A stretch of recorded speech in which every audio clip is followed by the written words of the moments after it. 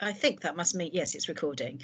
So having talked a lot about adolescent kind of, you know, what the kind of all the issues about being an adolescent, the adolescent brain, remembering the kind of impact of trauma, we're going to talk more generally about neglect and what we understand by neglect. So really, really important that we have a really good and detailed knowledge. If we're going to kind of undo the situation for Sally Ann, actually, we need to really, and undo this kind of link with mental health, we need to understand the detail of neglect. So I'm going to spend quite a long time talking about that.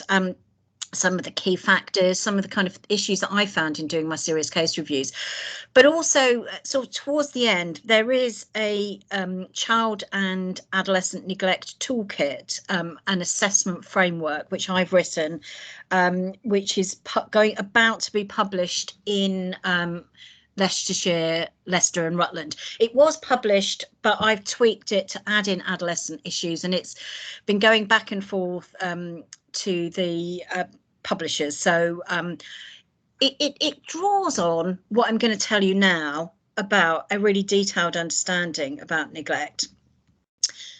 And I think the first thing to say, and we probably haven't got, I wouldn't worry about writing it down, it's just, I think it's really, really important that we all have a very clear definition of what we mean by neglect.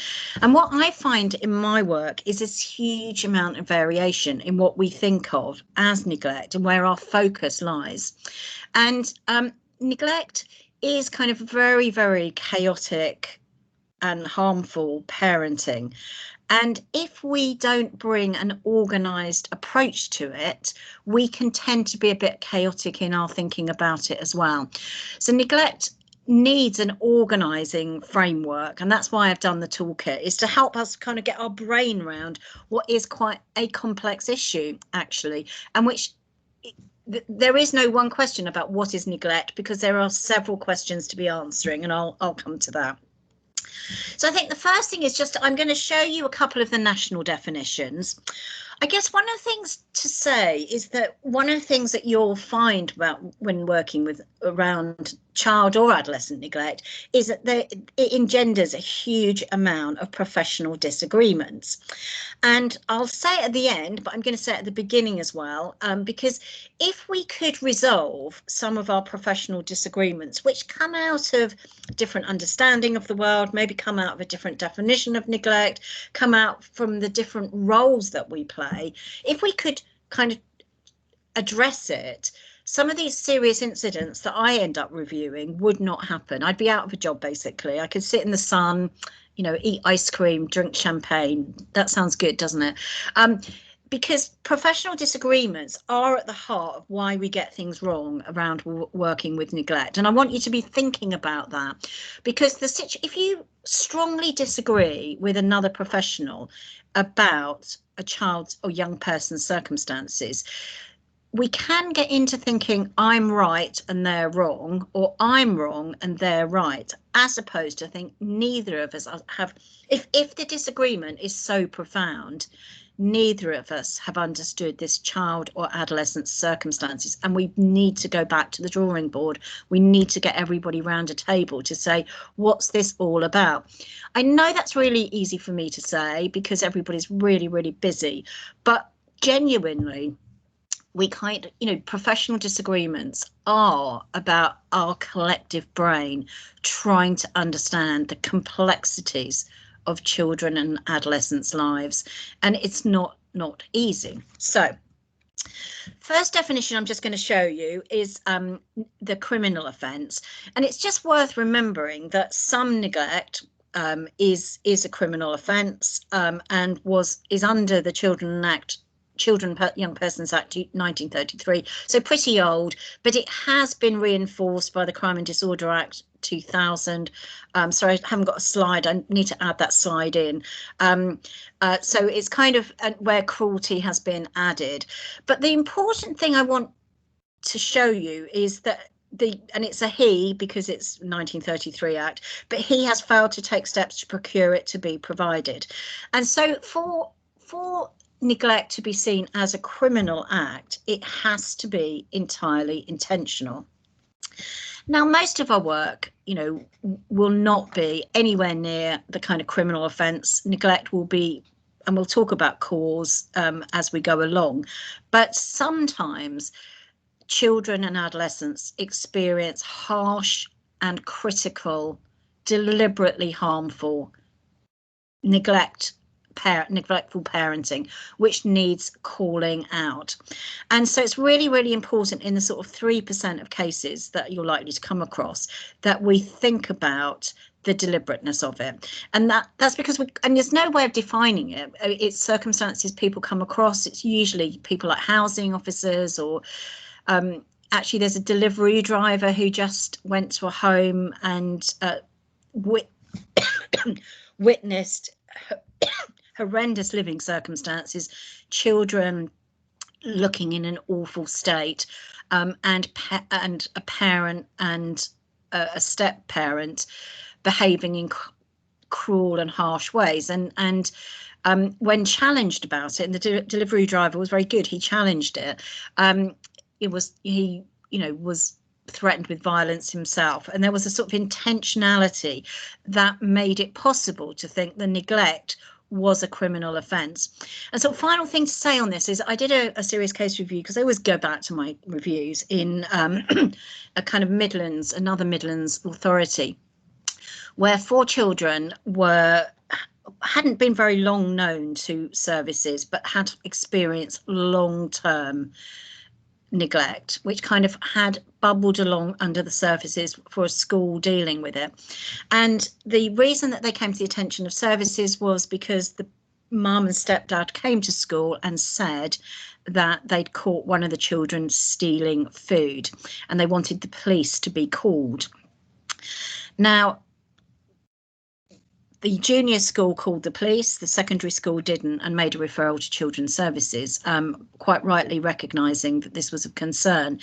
And what they discovered was that the parent and stepfather, the mother and stepfather, said that they spent £95 a week on food for themselves. They spent £30 a week on food for the dog, and £5 a week on food for the 4 children. And in case you're wondering what that looked like, it was a kind of triangle of white bread with jam on it is what you get. And when asked, they said that the children were getting food at school, and they didn't seem to be hungry, and they ate their meals in sight of the children, so pie and chips, with the children having one triangle of bread. And that was intentional, so we could evidence completely, but actually people lost sight of that they had evidence of intentionality, and went down the route that the children's weight would be affected, and so went to child protection medicals. But of course the children had been at school, and school are very good at doing compensatory care, something I'll come to talk about, and the children's weight wasn't that far off. So people felt that the criteria for criminal offence had not been met. So listen to people's words and listen to intentionality. And there are some situations where parents need to be held responsible for the harm that they have inflicted on children. So that's the criminal offence.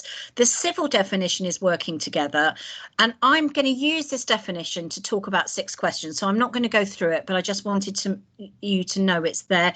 This is our mandate for helping us work with neglect.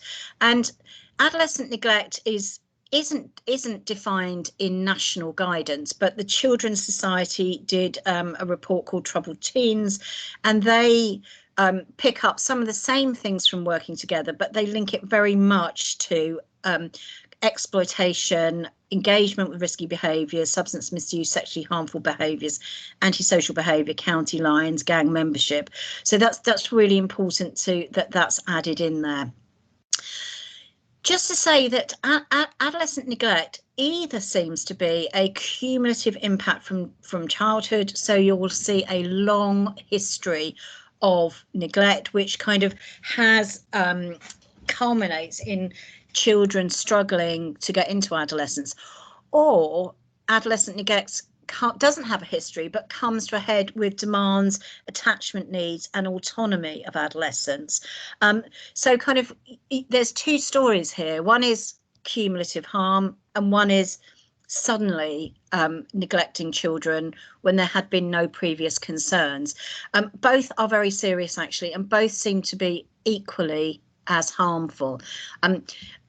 I've talked about the serious case review I did for the two girls who murdered the vulnerable adult up in the northeast when they were 13 and 14, and their story, one had a long history of neglect and the other didn't, but neglect started when she was 11 and very quickly caused the harm that we've been talking about. So if we go back to civil definition, I've turned that into 6 questions because I think the neglect is seen as one question, and it's these 6 questions that I'm going to talk about for the rest of our time really is going to think about. And I want you to think about, you know, when you were thinking about a definition of neglect, which aspects of this were in your mind? And that's not because it's right or wrong, but sometimes we know that in thinking about what is neglect, there's an emphasis in certain areas rather than others. And I would say in order to understand neglect, we need to know the answer to all these questions. Also see the questions as along a continuum from kind of early harm to serious harm, and you need to know with each question where you are with that. So the sort of first question is issue of persistence and change. So the first threshold criteria for whether this is a neglect or not is the issue of persistence. Now persistence is, I've got slides about this. Is actually has been seen to be an issue of time. So when you're kind of talking about neglect, people will often ask, well, how long has it been going on? Or we cannot do anything because it has not been going on for long enough. But in fact, persistence is much more about age and stage of development, and how many, and not time, but how many caregiving tasks are needed, how many developmental milestones to complete for well-being. So we know that babyhood requires a lot of care in a short period of time for babies to get through babyhood. We know children with disabilities need a lot of care to kind of to enable them to kind of develop into happy individuals. And we know adolescents go back to almost babyhood again, where they need much more increased care, much more developmental needs. So when you're thinking about persistence, you do want to think about history. How long is it going on for is an important question. It helps us think about cumulative harm, but don't think that if we haven't got a long history, that means it's not adolescent neglect. It's thinking about where are we today. The other thing to remember is that there is a kind of whole sense of that which we can be quite reluctant to name neglect. So, you know, when I do my serious case reviews, I genuinely feel like Miss Marple, because I'm thinking, when is someone going to write neglect down? I've been looking at this child's story from when they were sort of 6 till they're 18, and actually I can see that neglect was a long-term issue, but nobody's recorded it as such. So history can get lost, and we know that for children and adolescents, that for people to understand their experiences, they need to understand that kind of experience of neglect. And if it's not recorded and not captured, then we can't have a sense of either the history or the cumulative impact. So think about being more bold to name it from early stages, because actually we can address it from early stages. I'm also kind of thinking that low-level neglect is a phrase that I'd quite like us to stop using. I know what you mean. I see it recorded all the time, but it kind of suggests that it was unharmful, when kind of we know that neglect from early signs onwards is harmful. So question 1 is persistence, history, pervasiveness. The second part of question 1 is a sort of issue of change. So if we go back, I'm probably making you feel sick going back through the questions. When we think about persistence, we also need to think about change. So we need to, first of all, understand change as a process and articulate that. So there's this kind of framework from Jan Hallworth, which I think is very, very helpful, where she talks about change being both a commitment and an effort, so that we both have to internally see that change is necessary, but we also have to do something about it. And I always use as the example here that, you know, sort of last year, and kind of with the time of COVID, I think, oh, I must lose some weight because, you know, if I was unwell, being overweight is not a good thing. And so last year I bought the 5'2" or 2'5" book on weight loss, and for quite a while the book was in its Amazon wrapper underneath my bed. So you might say that Jane has an internal intellectual commitment, knowledge of the need for change, but she's made no effort whatsoever. So her change, we would say that she's at the very beginning of a change journey, and no change is likely to happen unless she moves along the both commitment and effort. So your task with me is to kind of help me move along that. Now, I have to say, 6 months into the time, it came out of its wrapper onto the side of the bed, couple of pages read. So I've moved a little bit along the change journey, but not really far enough for any change to have taken place. So when thinking about neglect and thinking change is part of persistence. So if we've offered services and they've made no difference to a child or adolescent circumstances, then the persistence is going to get worse. So we need to think about the carers and parents that we work with, whether they both understand internally and recognise the need to change their parenting approach, and they're prepared to do something about that. So that's called genuine commitment. Sometimes we've got parents who will say, or caregivers, yes, I agree the need for change, I understand what you're saying, but will make no effort or little effort to change. So might go to 2 out of the 5 parenting classes, don't follow through on appointments. In that situation, that internal need for change, the lack of demonstration of the challenge and the difficulty of change is both means that change won't happen, but also demonstrates to children and adolescents that they're not worth the effort. So that actually children and adolescents see that and think, you know, that they're not, my parents won't do these difficult things because they don't love me enough. So we sometimes see people who engage fully in our efforts but have no internal commitment to change.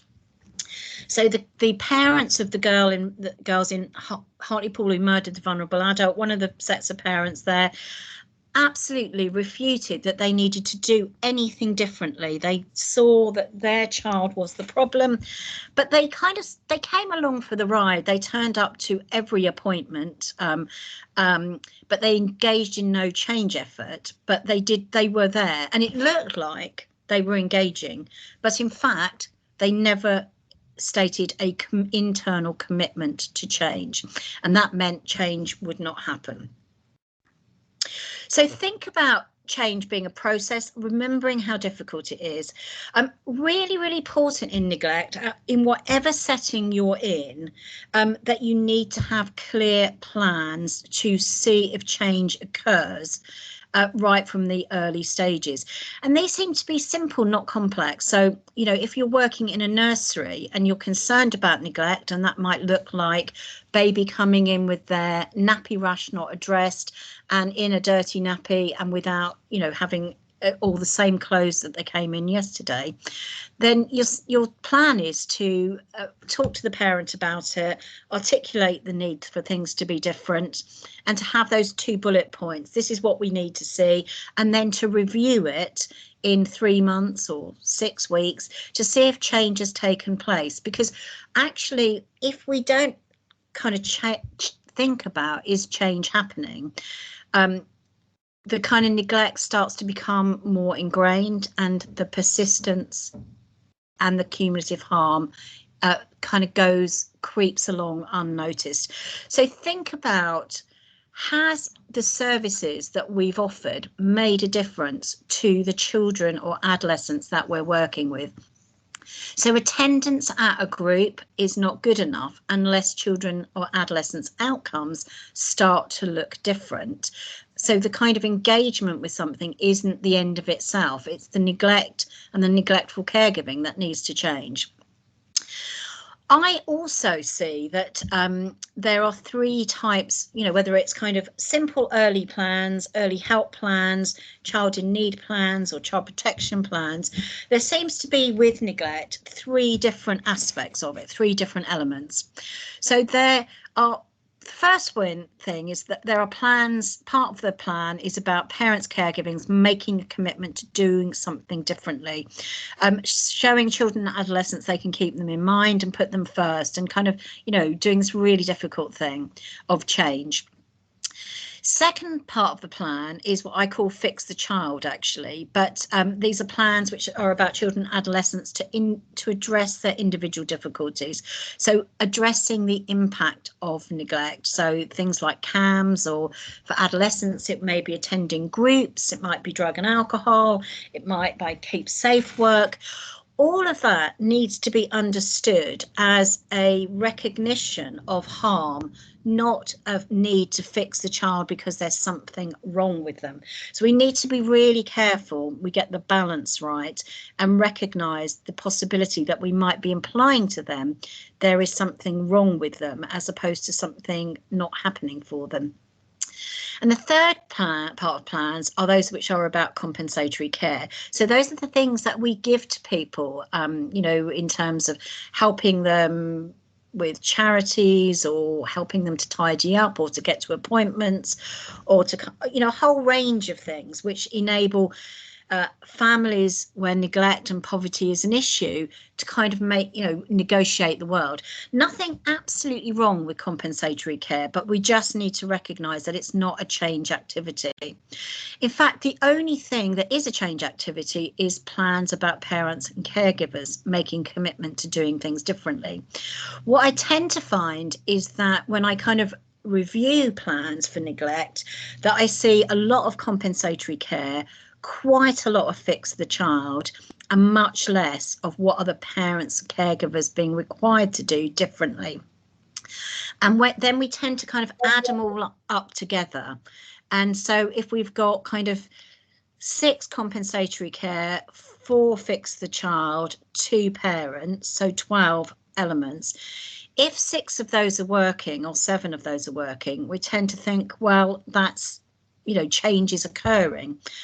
But actually, if we review it, we quite often see it's just the compensatory care and a bit of Fix the Child that's working, not the other elements of it. So think about your plans and the focus on change being critical. We know that we've changed our language from did not attend to was not brought. Really, really important.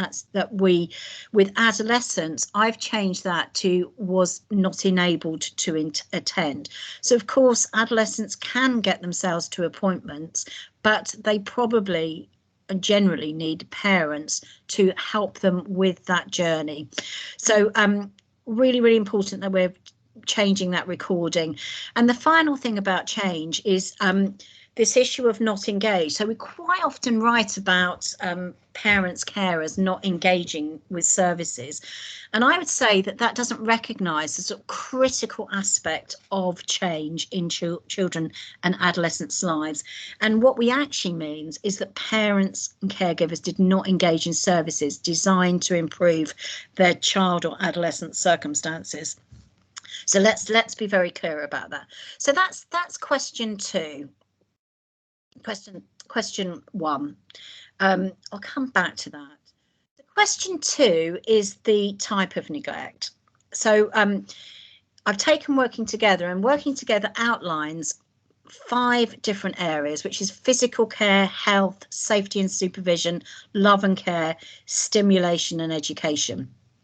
So these are kind of 5 developmental tasks that caregivers are helping their children and adolescents to negotiate. Actually, they're the building blocks of adulthood. What we tend to notice is, first of all, that physical care can tend to dominate our thinking about neglect. So when we're writing about it or thinking about it, people talk about the physical circumstances in which children live and adolescents live, how they look, what they're wearing, what their house is like. And actually, the absence of physical neglect can make us feel like neglect isn't a real issue. In fact, we need to think about all of these 5 areas separately and outline them separately. And the toolkit that you're going to get in the next couple of months gives a really good outline of these 5 different areas. Now, if all 5 areas are problematic, so a child or adolescent is experiencing poor physical care, poor health care, poor safety and supervision, poor love and care, poor stimulation and education, we've got global neglect on our hands. Really, really, really important that we record that it's global neglect. And to be honest, the question 1, the persistence button, has been ticked, I would say here. We don't need to wait for 6 months to pass to kind of think about, has it been going on for long enough? Because global neglect is in itself persistence. Now, sometimes you might just have 3 of these or 2 of these. That doesn't really mean that the neglect or understanding the neglect is less or more harmful, but just gives you a focus of attention. So if kind of physical care, safety and supervision and health are the main issues, then focus on them and focus on ensuring those needs to get met. The final thing is around kind of types of neglect, is that we need to kind of have a good understanding of how they look for the child and adolescent in each area, because we then need to address the developmental challenges of that, what it means for them. But we also need to think about how they interact negatively. So if we tend to focus on physical care, we tend not to think about the implications of living in poor physical circumstances. So I did, again, you'll guess, I did a review where children were living in a household. This isn't adolescent neglect, actually, this is a young children, 2 and 4, and they lived in a house with 10 puppies. And the 10 puppies were in the playpen in the living room. And we were very, very good as professionals at describing the physical care that they experienced. So there was dog poo everywhere, there was dog wee everywhere, there was hard feces, fresh feces, broken windows, the smell was horrendous, torn curtains. So we had a really good sense of that, and that the physical, that children looked dirty and unkempt. But actually, we needed to go further than that, didn't we? So we needed to think about, well, what's the health implications of living in those circumstances? So dog poo and dog wee is extremely dangerous, as you know, for small children. They're going to get gastroenteritis, they're going to have tummy upsets, they're going to have sores that don't heal, eye infections, mouth sores, they're going to have cuts that don't heal.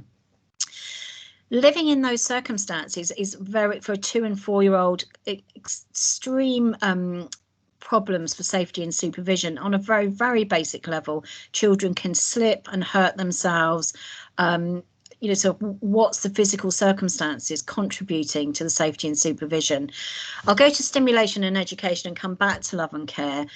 The toys were all covered with dog poo, so there was nothing for the children to play with, and they weren't at nursery or school very often because they had gastroenteritis, going back to the physical care linked to health. And when they were at school or nursery, nobody wanted to sit next to them because of the smell. And finally, love and care. What does the physical circumstances communicate to children about their value and worth? It's really, really important to remember that children do start to see the physical circumstances that they live in, and I'll talk about that in a little while, as somehow something to do with them and how they feel about themselves. So think about question 2, and the toolkit I'm going to send you gives a lot of detail about these areas. How do we improve the type of neglect that children are experiencing? So question 3 is, what is the impact on the child? And I always think we should start with what the child or adolescent says and feels. So I did a review where 2 professionals were arguing about circumstances of neglect and thinking whether it was bad enough or not. And the adolescent at the heart of it, who was just 12, said, you know, my clothes smell of poo, my house smell of poo, I smell of poo, I am poo. And what that tells you about her is that she's internalized that experience of neglect. It's become to be who she is. And there was a kind of public inquiry about baby Paul in Islington, where people, you know, a child died of neglect in the sort of 1990s, and there people wrote the children were dirty and smelly but happy. And I know we've moved a long way from that, but just think about internalizing. What does it tell us about the child or adolescent?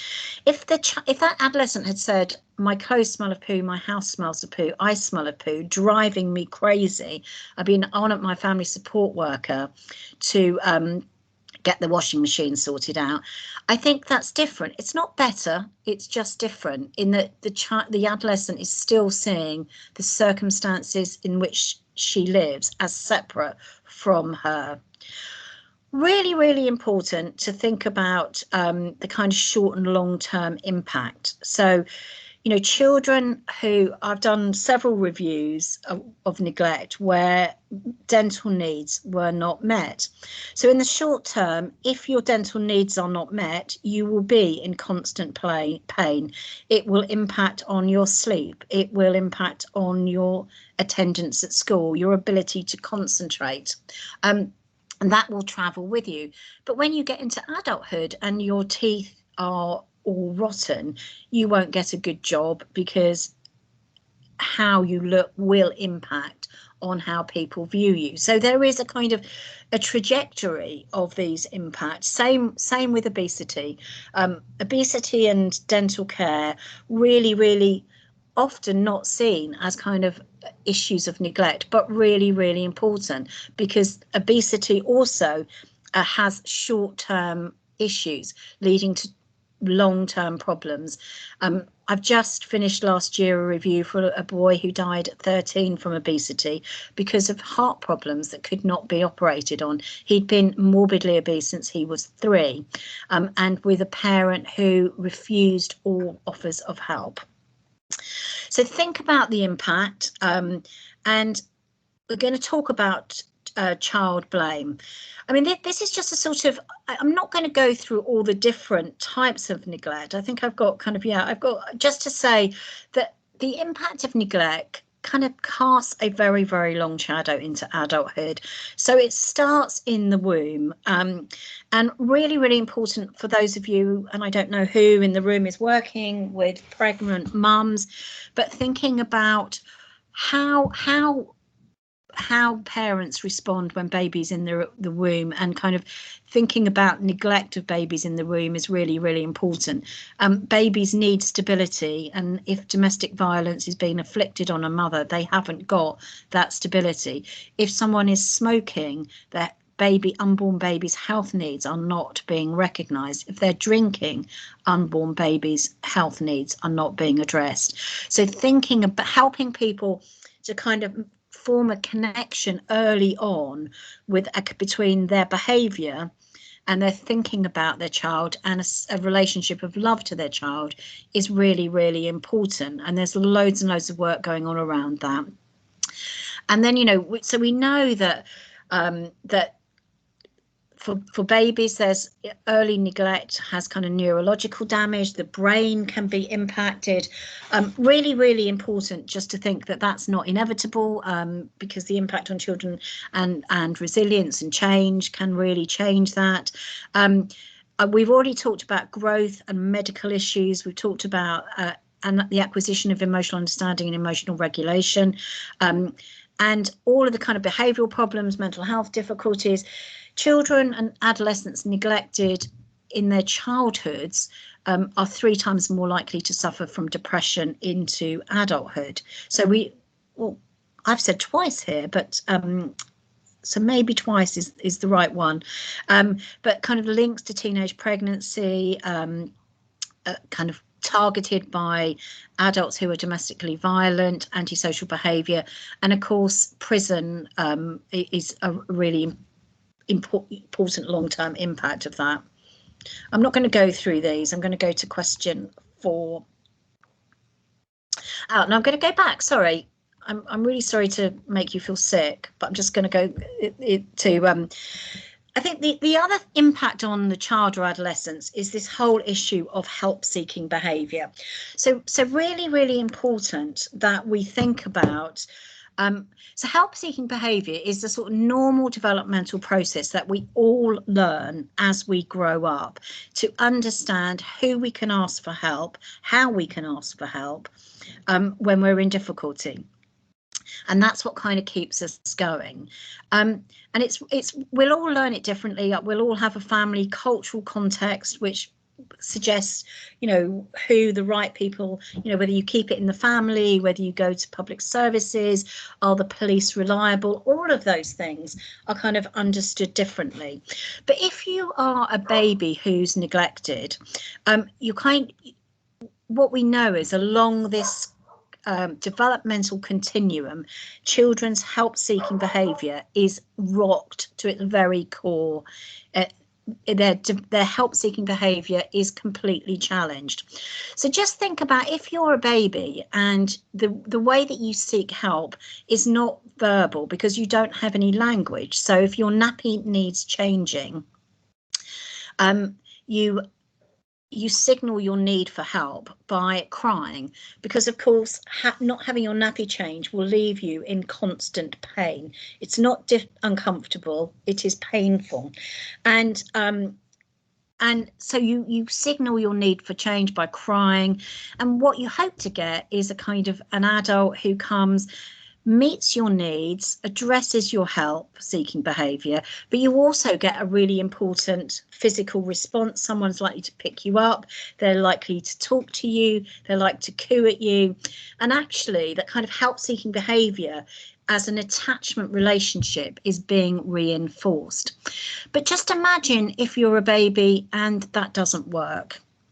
What are you learning about life? So you might start crying and that doesn't work. So you might go quiet and that doesn't work. You might start squirming around. That doesn't work. You might start pulling at your nappy. That doesn't work. And what you're learning as a baby, pre-verbal, is that nobody's reliable. You cannot rely on other people.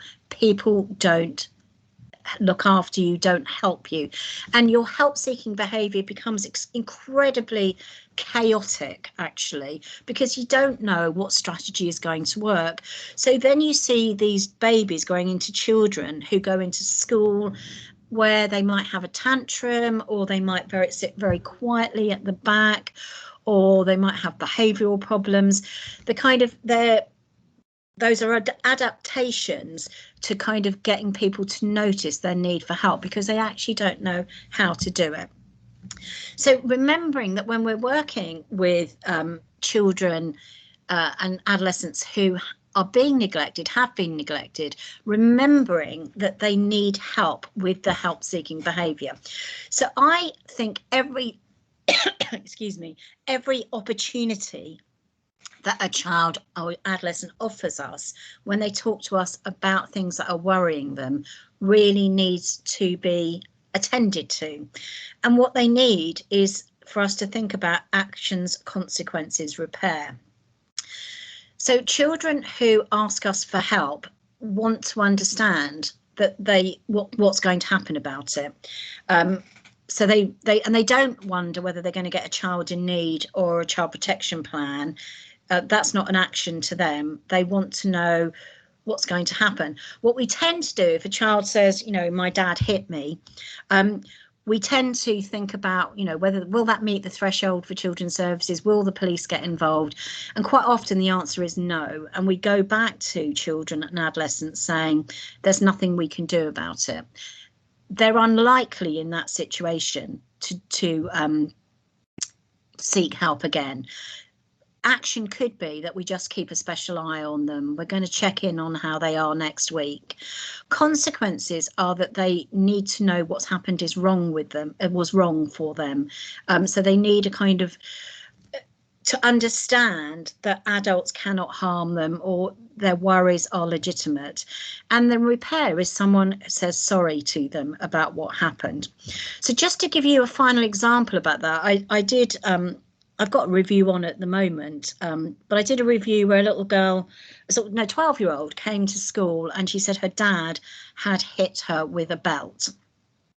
So the teacher, you know, took action. Social workers came and visited, the police came and spoke to her.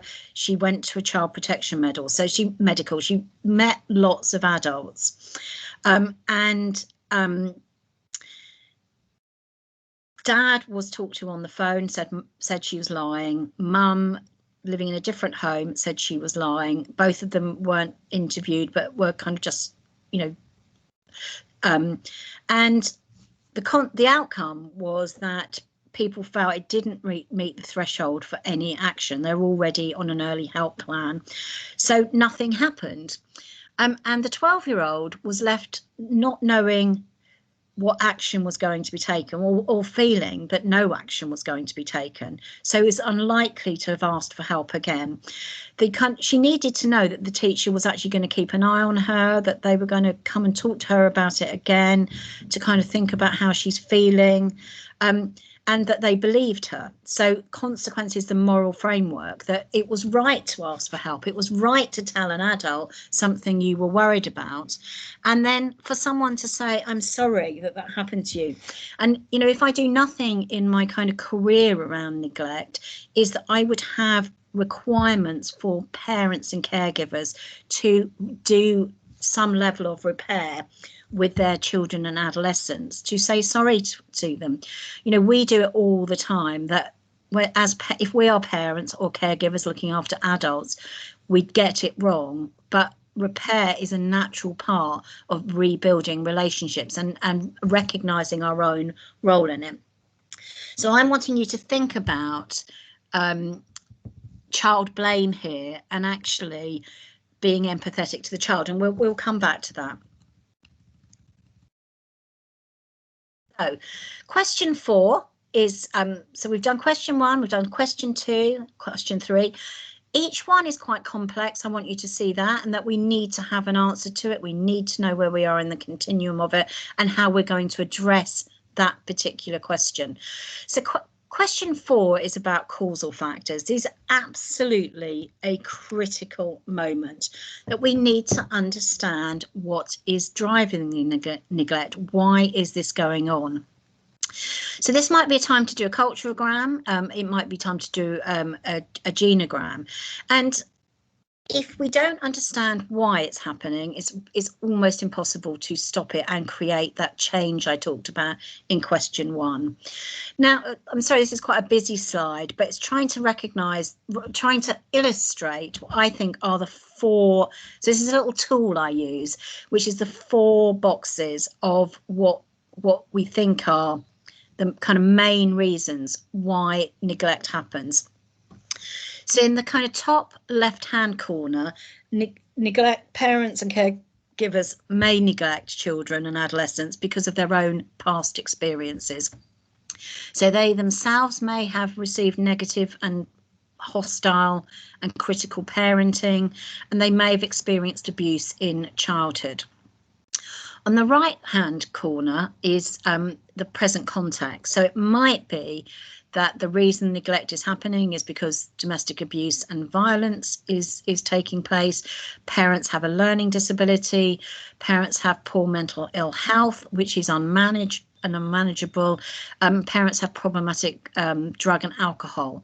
So all of those in singularity or in combination impact on can be a kind of driver for neglect. Really, really encouraging us, by the way, while I'm on this subject, to stop using the word toxic trio. It's a label that's not really, really helpful. I've got a couple of articles on why we shouldn't be using that, and if people would like those, I will send them to Daria. But they're kind of a challenge for us to be thinking about these present contexts are very, very challenging parts of people's lives, which we need to make sense of and think about how they impact on the adult and cause parental problems and then impact on the child. And kind of labeling them as a toxic trio kind of tends to sort of take it away from an individual understanding. On the kind of bottom right is social exclusion and low social capital. So poverty is absolutely a part of this. And, you know, parents and caregivers who live in poor circumstances, you know, will not automatically, they may be finding it hard to meet the material needs defined by our consumerist society. But that doesn't mean that they are neglectful parents. But it is much harder to parent in poverty, and we're seeing that so much now. Really, really important that we're kind of seeing that as an external characteristic. Poverty is created by society. It's not a characteristic of the individual living within it, but it's felt individually and felt as a failure. And we need to interrupt that, and we really need to help people feel better about themselves, noticing strengths in there. And living in poverty means that you have kind of this sort of fancy word called low social capital, which you're much less likely to have access to friends who can loan you money, much less likely to have friends or relatives. Think about the social thinning that I talked about earlier, who could babysit. All the things that those of us who have caregiving responsibilities rely on to kind of get through life. So we all have support mechanisms, and just imagine what it's like not to have that. And really, so again, I talked about the extent to which racism is talked about. That needs to come in here as well. But the extent to which our assessments talk about poverty and both the sort of practical circumstances, but also thinking about how it makes us feel to live. Living in extreme poverty with no access to kind of support, to borrow money, to borrow a packet of fags, a can of soup, nappies, leaves people vulnerable to exploitation from others, leaves people vulnerability to kind of exchanging sex for money in extreme circumstances, shoplifting, all of those things. So understand the circumstances of the parents or families that you're working with in terms of their networks, who they can rely on, and kind of thinking about how you can enhance those is really important. The final box is on the bottom left is the meaning of the child. So sometimes neglect happens because of how a parent or caregiver feels about the child or adolescent.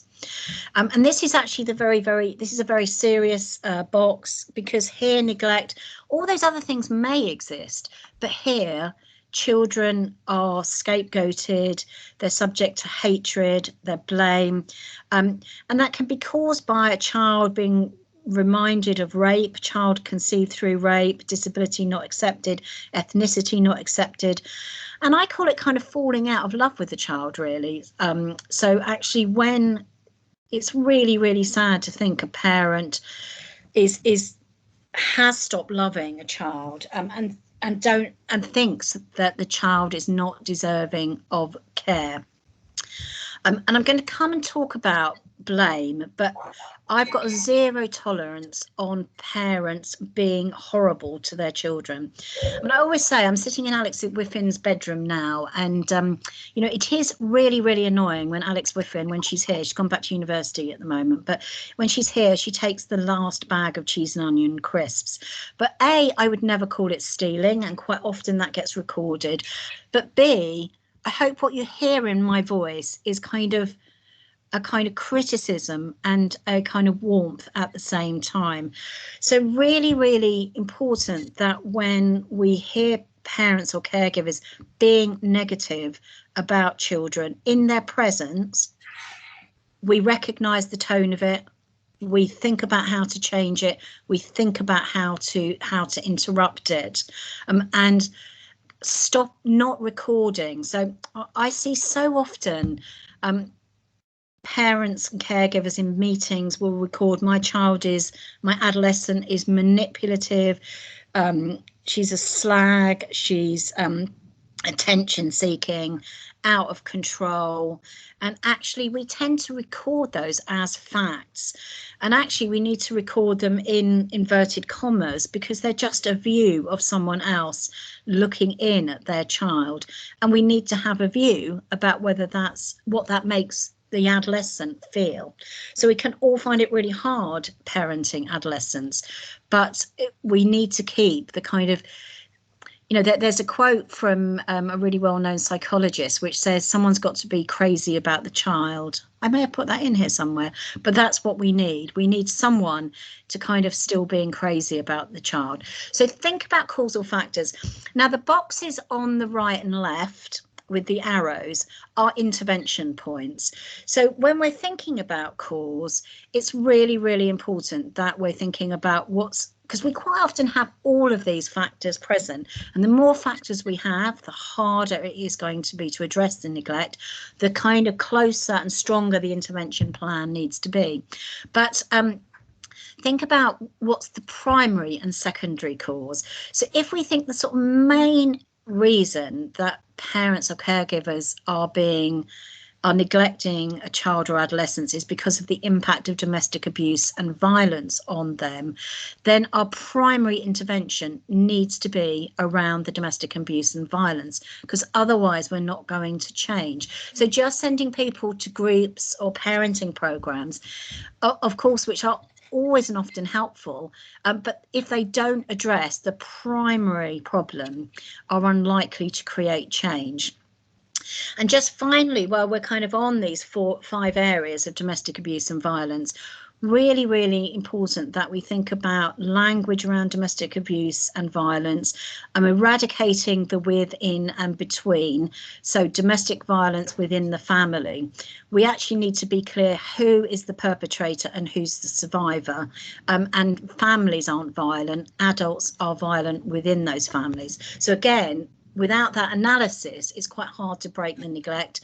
It's a domestic violence relationship. Again, I see recorded. Relationships aren't domestically violent. Adults are domestically violent in relationships. And finally, domestic abuse between the couple suggests that both are involved equally. If that's the case, that's the case. It's quite rare. Let's be clear who is responsible for the harm. So think about domestic violence and parental learning disability. Think about communication. So that's question 4, that's cause. Question 5, we're doing very well. We're nearly through these questions. Is this an act of omission or commission? So neglect is often seen as you know, we're often seeing parents and caregivers who are really struggling to do with their own circumstances, and we would call that an act of omission. They aren't deliberately seeking to harm their child. Doesn't mean that they might not harm their child, but it's not a deliberate act. And these parents and caregivers will recognise that they haven't always got it right. Commission is where parents deliberately hold the child, deliberately don't provide care and hold the adolescent or the child responsible for the quality of care received. So that's kind of when the parent blames the child or adolescent for not being able to provide care. So I'll give you a couple of examples of that, where I did a review for an auntie who was looking after two disabled adolescents, 12 and 14, lovely kids actually, and the auntie characterised them as being out of control.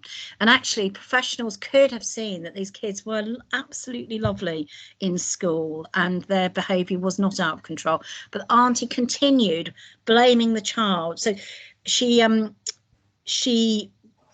chained one of the adolescents to a radiator, and when this was discovered, she said she'd had to do it because she couldn't manage his behaviour and she needed to have a shower, and she'd done it for his own benefit.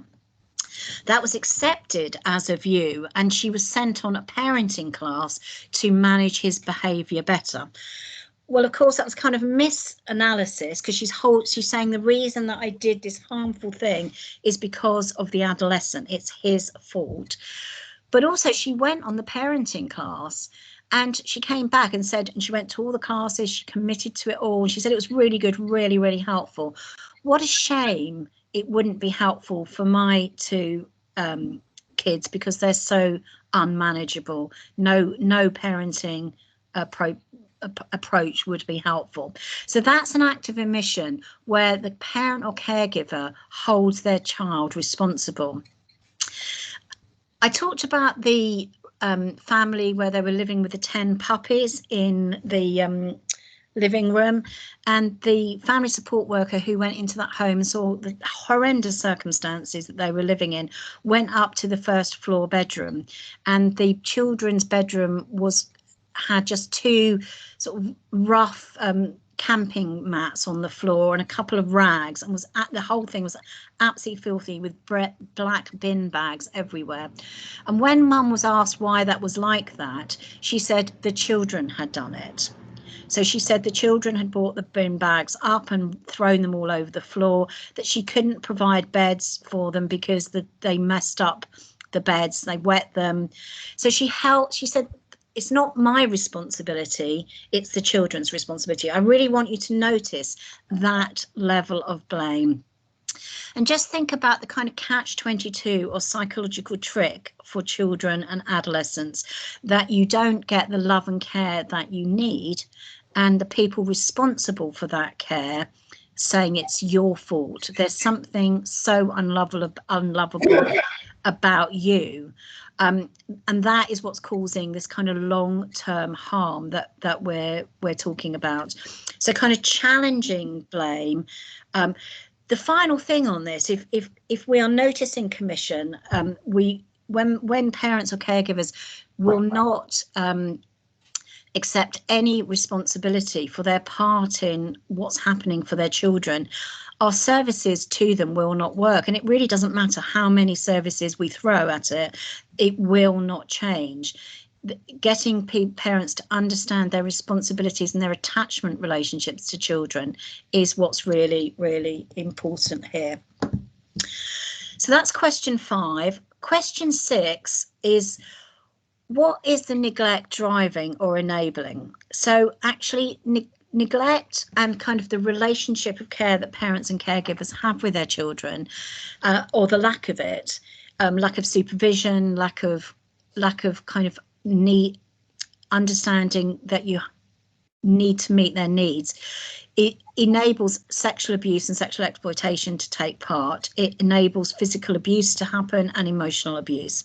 So I'm just finishing a review of two little girls, actually, who've been horrendously sexually abused by an adult who, and they have a young mum who is herself only 20. She has a mild learning disability, which went undiagnosed and unaddressed. And there was a long-term neglect from these premature babies till they're sort of 5 years old, neglect of their physical, emotional and medical health needs, actually, that we kind of looked at over time. But actually what we didn't notice was the kind of lack of an emotional relationship that mum had with these little girls, and actually mum needing to have lots of adults in her life, often to babysit for the little girls, because she didn't have a relationship with them. And one of those adults who kind of ended up babysitting 3 times a week was someone who kind of sought mum out to gain access to children. But the underlying neglect meant that mums need to be away from the children, and to because she didn't have a relationship with them, was something that we needed to notice. So remembering that neglect will cause these other kinds of harm. So that's question 6. That's the kind of, I hope that makes sense to you. I'm going to come back to that, and I'm not going to talk about contextual harm. I'm going to talk about the neglect tool. I'd normally stop at this point and take questions, but because of the recording, you're going to have to bear with me, and I'm just going to keep talking. So hold on to those questions or put them in the chat function, because we will come to them in any second.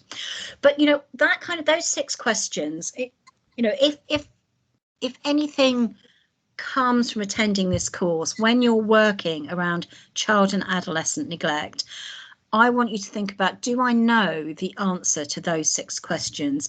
How persistent it is, how much has change activity in the past worked, how much is change activity accepted in the present, and what am I going to do about that? What's it look like? Is it pervasive? Is it global? Are there particular areas I need to look at? What's the impact on the child, and what am I going to do that? And is my change activity creating change for this child or adolescent? Are things looking different for them? Have I understood the cause of this appropriately, and am I targeting that cause over time? And is that, or do I need to change that? Is this a parent who is struggling to kind of, through their own circumstances, and overwhelmed, or is this a parent who's fallen out of love with their child and actually is holding them responsible for the neglect? And is the neglectful circumstances enabling any other kinds of abuse to take place in terms of sexual exploitation for adolescents or other people coming to the home? So I want you to think about those 6 questions. So the neglect tool that will be coming your way is what's called a structured judgment approach. So it's not a questionnaire. It's not going to be telling you how to do your job. It's kind of helping you to organize your thinking. So, you know, if you've got the answer to those 6 questions and things are going well, you may not need to use it. And the emphasis here is on promoting professionals' judgment and decision making in partnerships with children, young people and their families. So, you know, a tool is an organizing framework. It's not replacing your brain, your understanding of families, your relationship building with those families, and all the things that you normally do. So the kind of when you, let me see, yeah, no, come back to that. When you get the tool, you'll see that it covers the kind of 5 areas that I've talked about today in more detail. So physical care, health, safety, supervision, love and care, education and stimulation. And within each of those, you'll see that there's sort of sub areas. So physical care, food, accommodation, stability of housing, clothing, hygiene, safe sleeping, animals. So kind of looking at those in details, and it goes across a continuum, so from green to red, with kind of more, so green obviously previously being less serious and red more serious. So the kind of the green area is what we call adolescent focused caregiving. And this is parenting where parents know what adolescents need and they provide it. Yay. So the adolescents' needs are appropriately prioritised. Adult focused caregiving, which is in yellow, I think, is here we have adults who know what children need or adolescents need. So we don't need to kind of educate them about that, but their circumstances get in the way. So I would see myself as in this category, that I know what my then children, my now adolescents and adults need. You don't need to kind of help me understand what children need, but sometimes my work particularly gets in the way. If I've got 4 serious case reviews to write, I'm thinking, oh my goodness, how do I balance that? So my children may not always feel that I put their needs first. I'm wrestling with that. So your task with me is to help me think about priorities, and your task with parents or carers in these circumstances is not kind of to send them on parenting classes necessarily, but helping them to think about how they keep their own child or adolescent in mind. The third category is adolescents whose needs are secondary to adults. And here we have adults who both don't necessarily understand child development and adolescent need.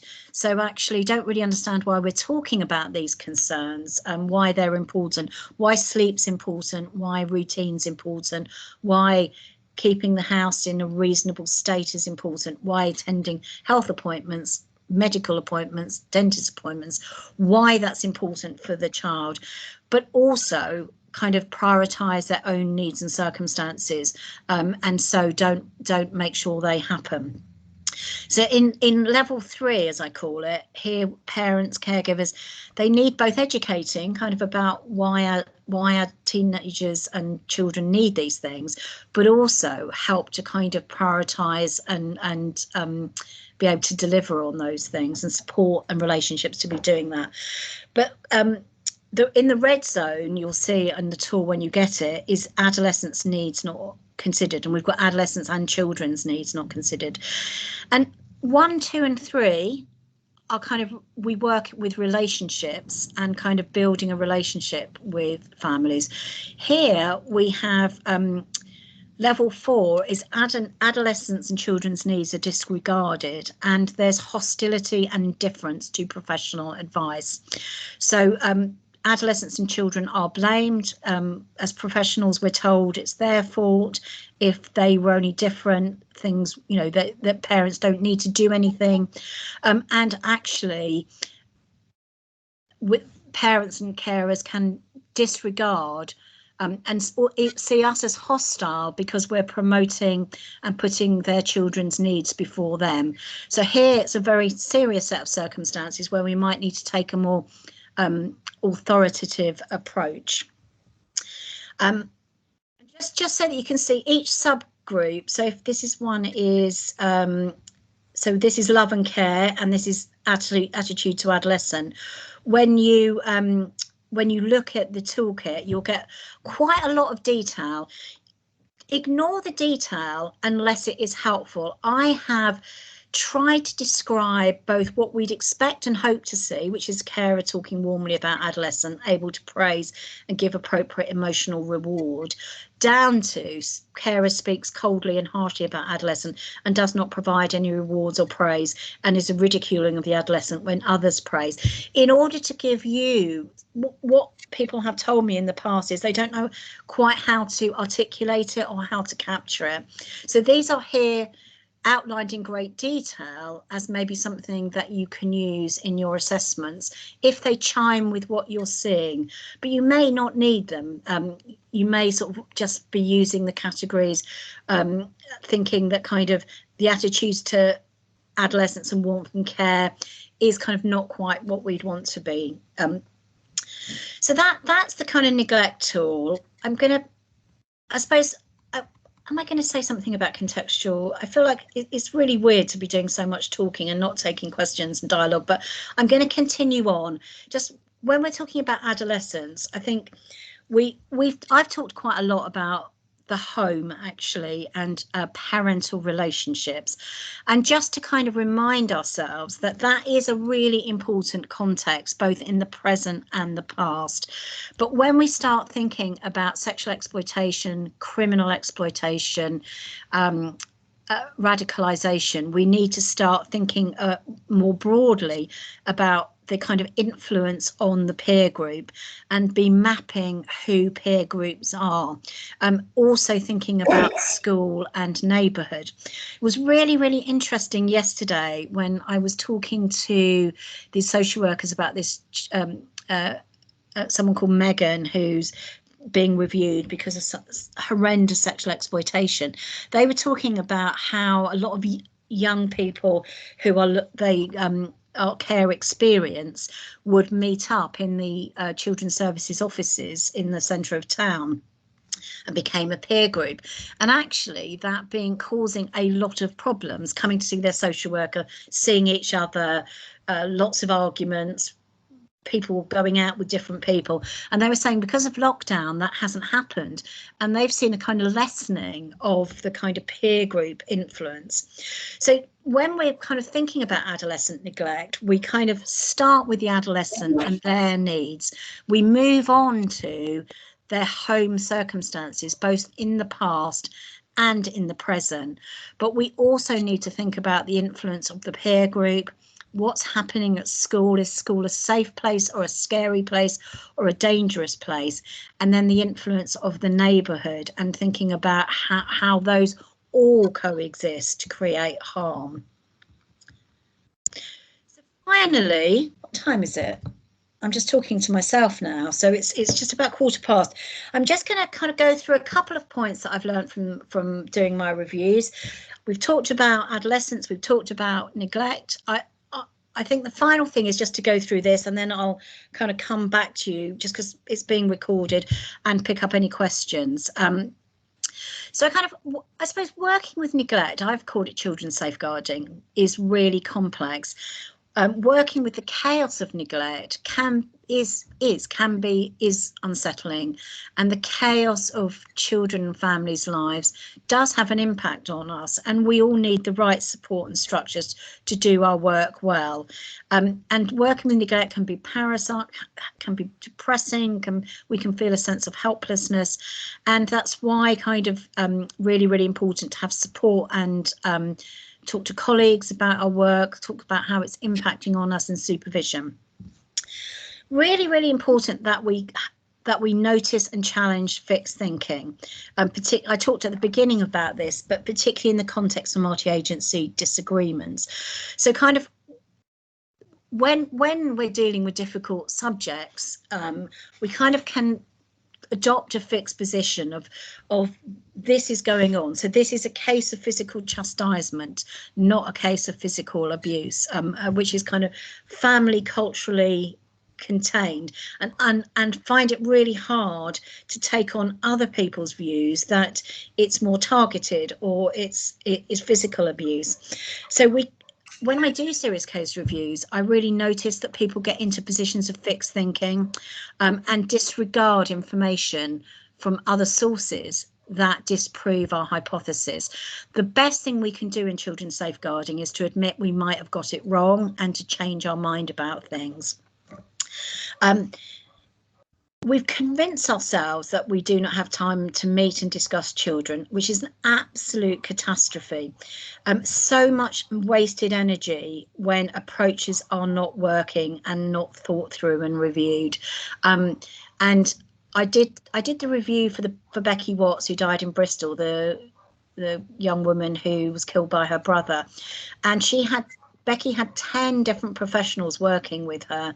So it's quite hard. Well, she did used to spend most of her time hiding in her bedroom from professionals, actually, but they're all doing the same job. So they're all kind of trying to create the same task, but nobody had a meeting because they thought they were all too busy to have a meeting.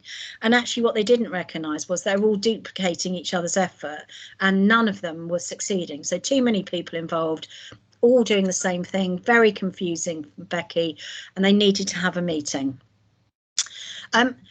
So really important to have child and adolescent centred practice where we notice parent, carer, blame and harsh and critical views and challenge and interrupt it. It's really difficult to do that. We need to challenge other professionals when we produce reports with some of this negative language we've talked about today, but also kindly talking about parents, giving a different view. We need an authoritative approach. So if you think about, I talked about parenting being about demand and support, we need the same in our work. So we need to be enabling parents or caregivers. We need to build relationships with them and be supportive of their difficulties, but at the same time as not losing sight of what we hope will be different for their children. And that's the sort of demand support matrix, isn't it? And in our work, sometimes what we see is, you know, remember I talked about permissive parenting, high on support and low on demand.